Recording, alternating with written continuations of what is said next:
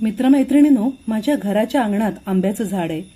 आंबे आता पिकाला लागलेले आहेत आणि पिकून ते खाली लॉनमध्ये पडतात. लॉनमध्ये खूप स्वच्छता मी ठेवते, त्यामुळे खाली पडून आंबा फुटला ना जरी तरी मी घेऊन तो खाते, काही मला वाटत नाही. पण आता हा जो आंबा आहे ह्याच्यावर एक वेगळ्या प्रकारची गोगलगाय बसलेली आहे बघा.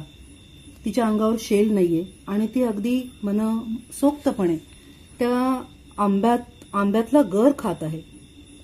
हा आंबा खाली पडून फुटलेला आहे, ह्यातला गर ती मनसोक्तपणे खात आहे बघा. तर असा आंबा आता खाण्याच्या योग्यतेचा नाहीये, कारण ही जी गोगलगाय आहे ही तिच्या मार्फत परजीवी, बॅक्टेरिया, सूक्ष्म जंतू त्या आंब्यामध्ये सोडत आहे खाताना. त्यामुळे आता हे फळ खाण्याच्या योग्यतेचं नाहीये. जेव्हा कधी एखादं फळ झाडावरून खाली पडतं, कोणत्याही प्रकारचं फळ असून दे, त्या फळावर जर अशा प्रकारची गोगलगाय बसलेली असेल तर असं फळ शक्यतो फुटलेलं असो किंवा नसो खाऊच नये. ह्याची काळजी घ्या, कारण अशा प्रकारच्या गोगलगायींच्या मार्फत आपल्या शरीरात असे घाणेरडे बॅक्टेरिया, परजीवी जंतू जाऊ शकतात आणि आपण आजारी पडू शकतो.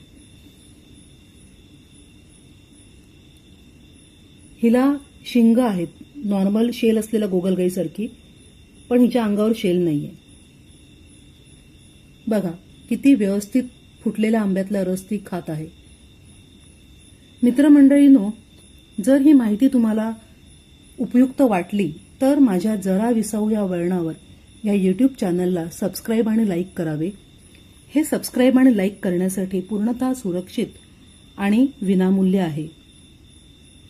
शुभरात्री आणि धन्यवाद.